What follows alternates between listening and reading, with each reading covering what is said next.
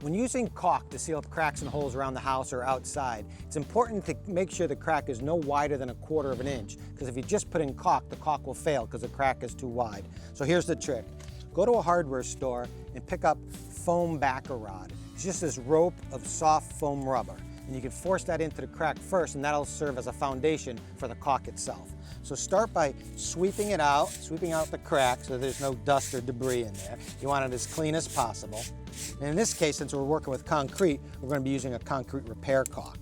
And before putting in the caulk, because this crack is way too wide, we're going to stuff it with this backer. Then you're just going to fill it up. The entire crack will be filled, but not entirely with caulk.